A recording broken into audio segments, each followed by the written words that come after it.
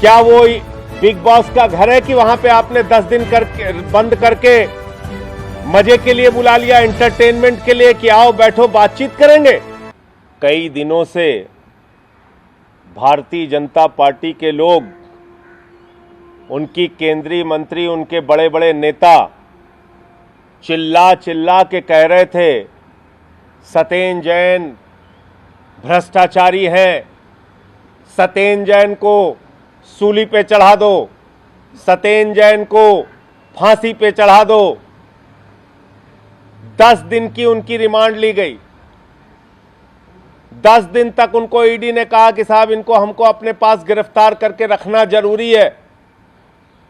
लेकिन जब कल हाई कोर्ट में इस मामले की सुनवाई हो रही थी तो ईडी कह रही है, भारतीय जनता पार्टी का तोता कह रहा है, मोदी सरकार की कठपुतली कह रही है कि साहब उनके खिलाफ ना तो कोई एफआईआर है और ना ही कोई शिकायत है। सत्येंद्र जैन के खिलाफ ना कोई एफआईआर है, ना कोई शिकायत है, लेकिन भारतीय जनता पार्टी की सरकार के नेता, उनकी केंद्रीय मंत्री स्मृति ईरानी को देश का गद्दार, स्मृति ईरानी जी सत्येंद्र जैन को देश का गद्दार कह रही हैं।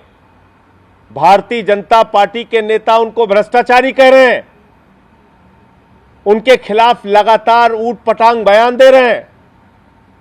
तो सबसे पहले मैं कहना चाहता हूं कि क्या ईडी बिग बॉस का घर है कि आपने एक मंत्री को जबरदस्ती पकड़ के 10 दिन की रिमांड लेके उनको अपने गिरफ्त में रखा हुआ है? क्या वो बिग बॉस का घर है कि वहां पे आपने 10 दिन बंद करके मजे के लिए बुला लिया, एंटरटेनमेंट के लिए कि आओ बैठो बातचीत करेंगे?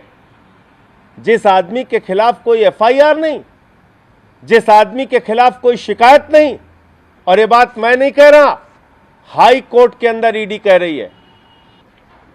देखिए, ऐसा है, एक प्रक्रिया होती है। जो एक जांच एजेंसी है, अगर वो किसी न्यायालय के सामने जाके कहेगी कि हमें पूछताछ के लिए इतना समय चाहिए, इतना समय चाहिए, तो आमतौर पर कोर्ट अनुमति दे देता है।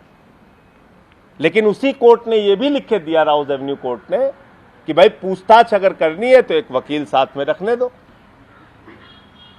यह उसका अधिकार है। उस फैसले के खिलाफ ये हाईकोर्ट चले गए।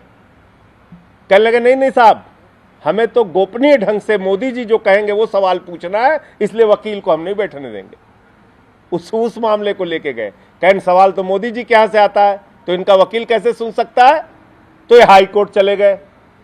तो हाई कोर्ट ने कहा भाई जब एक्यूज्ड है तो उनका राइट है वकील का रखने का।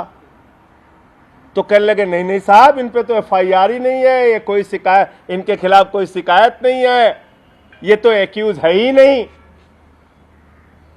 हाई कोर्ट के सामने फिर बकरी बन गए, बकरी की तरह ऐसे ऐसे बोलने लगे कि ना तो एफआईआर है, ना एक्यूज है, ना कंप्लेनेंट, ना इनके खिलाफ कोई कंप्लेंट है।